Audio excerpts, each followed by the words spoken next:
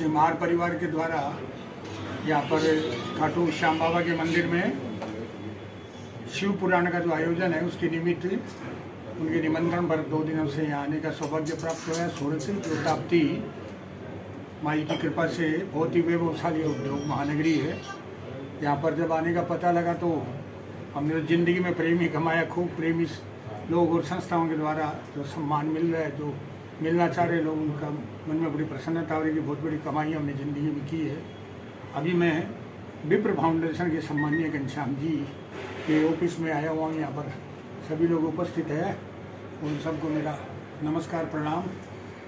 विप्र फाउंडेशन के द्वारा जो काम ब्राह्मणों को इकट्ठा करने का जो ज़बरदस्त काम हुआ था हिंदुस्तान में, वो उसका कोई शब्दों में वर्णन नहीं कर सकते। पहली बार लगा कि ब्राह्मणों में कितनी शक्ति है, कितनी एकता है, कितना संगठन है। अब जो कार्य अभी वर्तमान में जो एक सबसे बड़ा कार्य है विप्र फाउंडेशन के द्वारा परशुराम जी की मूर्ति का जो निर्माण का कार्य है, उसका जो स्थान जो दिव्यता प्रदान की जा रही है, उसको भव्यता, उसके लिए उनको मैं बहुत बहुत धन्यवाद और आभार प्रकट करता हूँ। और उसके लिए जो भी समाज के लोग हैं जिनकी क्षमता, जितनी भी क्षमता है, उससे वो लोग अपना कंट्रीब्यूशन कर रहे हैं, डोनेशन अपना दे रहे हैं, कर रहे हैं। एक्चुअली ब्राह्मणों के परशुराम जी तो भगवान विष्णु के अवतार थे, छठे अवतार थे। वो तो सभी के लिए होते हैं, भगवान तो सबके बराबर होते, फिर भी ब्राह्मणों को एक विशेष मैसेज उन्होंने दिया है। ऋषि तो सभी हुए थे, तो उस ऋषियों ने सबने शस्त्र नहीं रखा है, केवल शास्त्र ही रखा है, केवल ज्ञान का ही उन्होंने उपदेश दिया है कि हमारा धर्म है कि हम सबको ज्ञान विद्या प्रदान करें। मगर परशुराम जी की परिस्थितियाँ ऐसी हो गई थी कि जब ऋचक ऋषि 60,000 वर्ष की तपस्या कर कर उठे, तब उनकी इच्छा हुई कि भाई ठीक है, संसार का सृष्टि का भला कैसे करें। तो तुरंत ही पास में ही वो जा रहे थे, तो गादी राज का राज आया। तो वहाँ राजा के पास में गए, तो राजाओं का नियम ही होता है कि वो संतों का, ऋषियों का सम्मान करते, तो उनका सम्मान किया और बोला हुक्म कीजिए ऋषिवर। बोले कोई राजकुमारी को भेजो, शादी करेंगे। और राजा का मन बड़ा विचित्र हो गया कि ये दाढ़ी जटार ऋषि मेरी दिव्य राजकुमारियाँ छोटी छोटी कोमल कैसे दूँ। अब मना करने की क्षमता भी नहीं पकी, क्या मालूम कैसा ऋषि है। तो राजा तो बुद्धिमान था, उन्होंने कहा कि आप एक राजकुमार तो ब्याह दूंगा आपको, मेरा एक संकल्प है। बोले क्या? बोले जो सूर्य के रथ में जो घोड़े जुटते हैं उस पर घोड़े पर बैठकर कोई आएगा दूल्हा, उसको मैंने अपनी राजकुमारी ब्याहने का कहा है। तो उससे पता लग जाएगा कि ये फंडी कोई साधु है तो कोई बात नहीं है, और अगर पहुंचा हुआ है तो कोई दिक्कत नहीं है। बस इतनी ही बात है। ऋचक ने कहा बोला हाँ। तो तुरंत उन्होंने जल हाथ में लेकर भानुआय नमः, भास्कराय नमः, दिवाकराय नमः, सूर्य भगवान ने कहा कि प्रभु हुक्म करो। बोले यार बीन मनुष्य एक घोड़ो भेज गए, और जो भी रथ को एक घोड़ो भेज गो, नीचे आने लगे, धरती को तापमान 50, 52, 55, 60 पूछो। तुरंत ही राजा हाथ जोड़े, बोले नहीं कोई घोड़ो कौन सी है, मतलब आई देख रहे हो, कर रहे हो, कभी ठीक है, वास्तव में क्षमतावान है को नहीं। तो आपकी पुत्री ने ब्याह दी। बठे आईडी पी रही, आईडी पाछो जान लगी, भी माँ मना करियो। अभी तो आईडी 2 महीना और बैठी, कोई दिक्कत नहीं। राजस्थानी में बोले लगो मैं, दिक्कत हाँ। तो बोला अभी आईडी 2 महीना और बैठी। बोले नहीं, गुरु पूर्णिमा ने मैंने बुलाई है, एक ऋचक प्रसाद तैयार करे कि तेरे पुत्र हो शिव से, तो वो प्रसाद ले लो। मैंने पूर्णिमा ने गंगा स्नान कर देखी। माँ बोली तेन शर्म को नहीं आओगी। बोले किया? बोले तेरे पुत्र की इच्छा होगी करेगी, तेरे भाई भी तो वो नहीं है। तेरा पति अगर इतो समर्थ है तो तेरे भाई वास्ते भी तो कहती वाने। बोले चालो सागे जार। बोले किसी ने कहो करो कि मेरा भाई भी को नहीं, कि पुत्र को प्रसाद बनाए, एक और बना दे सागे। ऋचक ऋषि एक और प्रसाद को कुंभ तैयार कर दियो, और बोले सुबह गंगा स्नान कर दोनों ले लेगा। दोनों ले लियो। अब जो ही 7वां महीनों हो रहे हो, आपकी पत्नी ने देखी, ऋचक ऋषि देखते दिमाग खराब हो गया। और बोले वो किए? बोले क्यों? बोले तेरे चेहरे पर क्षत्रिय तेज। वो क्यों? क्योंकि माँ कह दे तो ब्रह्म तेज। तो बड़ा भयंकर काम हो गया। भाई माँ समझ गई। बोले मेरी गलती है। बोले किए? बोले मन मेरे मन में पाप आ गयो कि थारे पुत्र के लिए जोर की चीज़ बनाई है, तो मैं चरू चेंज कर दिया। और तू तो इतो बड़ो अन्याय अनर्थ कर दियो कि तुमको तने संसार कदे माफ कर।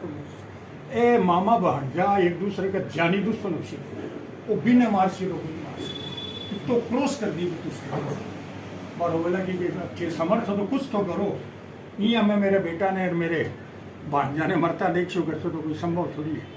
तो बोले मैं इतनी कर सकूँ कि जको तेज है ने वो तेरे बेटे में आवे ने, वो बेटे में नहीं अगर पोते में आ जैसे तन्ने कौन तेरिया क्यों कौन देखना पड़े एक दूसरे ने मारता न जो जमदग्नि के महान अच्छी होने वो जमदग्नि के नहीं अगर परशुराम जी माए वो तेज और घटना में की ढंग से वो तो आप लोग जानो ही हो कि शस्त्र भाव की ढंग से जबरदस्ती गाय छीन के ले जा रहे हो।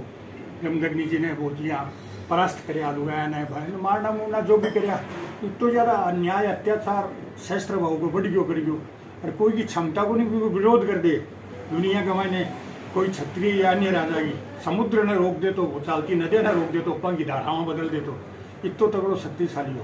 तो परशुराम जी भी अन्याय ने समाप्त करने के लिए 21 बार भी ने युद्ध में भी नेवी का बेटा पोता जो भी शासन माया ने बनाकर भूदेवा ने ब्राह्मणा ने दान करी। ब्राह्मण तो केरा का ब्राह्मण तो हमेशा त्यागी बना में तो देणो इसी के हमेशा लेकिन देनी बन दिया विकास अच्छा राजा तो भी टाइम में राजा तो दशरथ भी हो जनक भी हो तो कहने क्षत्रिय विहीन कर दी बिया देखे तो मामा भांजा को रिश्तो है ए भी ब्राह्मणी का भी पिए है छत्राणी का भी पिए है इन्हें थोड़ी सी तरीके से इन्हें गुंदेड़ी बात हुई दुश्मन को नहीं बुरा लोग हा तो बुरा लोग तो ब्राह्मण को नहीं होगी रावण क्षत्रिय को नहीं राम जी मारे ही है ब्राह्मणा ने आपा तो दुश्मन को नहीं माना कहीं कंफ्यूज करनी चाहो जातिवाद के रूप में तो बढ़िया बात को नहीं। यहाँ कला एक अपने ब्राह्मण समाज के लिए एक उदाहरण होया कि ब्राह्मण ने शास्त्र में कमजोर बन तो शस्त्र में भी कमजोर बन इतनी क्षमता है कि जो दुनिया को वर्ल्ड को विश्व को सबसे श्रेष्ठ जो वीर है बिना परास्त करने की क्षमता ब्राह्मण में है।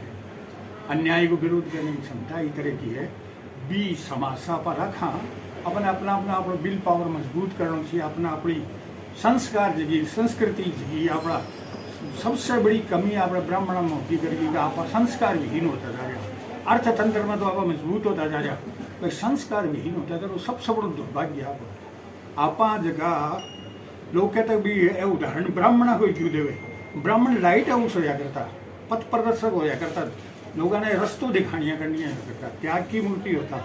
आज आप ही अगर अपनी संतान है 10 बजे पहले उठे को नहीं उठता ही चाय चिए बने कोई मतलब को नहीं बने कि संध्या गायत्री भजन पूजन इतो भी कर दे कि और ज़्यादा नहीं तो कम से कम सूर्य भगवान ने अर्घ दे दिया शंकर भगवान ने जल चढ़ा दिया हनुमान जी ने कोई एक पाठ कर लिया कुछ कर लिया तो थोड़ा सो भी अगर कर लिया ने तो फिर प्रभु समाज ले आध्यात्मिक बढ़ावा अपनी संतान ने संस्कार दिया बहुत ज़रूरी की चीज़ आप है वो अपने प्रयास करना चाहिए और सब भगवान आप लोग ठीक कर सी तो ब्राह्मण होने के नाते आप लोग ज़्यादा दायित्व होगा आप अपनी संतान ने तो ठीक कराई प्लस आप संपर्क में जगह भी आवे वन आप संस्कारवान बनावा अपने राष्ट्र को पतन बहुत हो चुके कर चुके नैतिकता शब्द खत्म होते जा रही है राष्ट्र की चिंता को नहीं है परिवार की चिंता को नहीं समाज की चिंता को नहीं एक दूसरे ने खींचा करा किया घेरा वो ही एक बार चाल जो कर बड़ी दुखद स्थिति है जो चलो प्रभु जो बढ़िया करे तो ब्राह्मण हमेशा से ही नेतृत्व करते आगे और वो करे कोई निवेदन है आप लोग इतनी बड़ी संख्या के मायने आया हो मैं थारो बहुत आभारी हूँ कि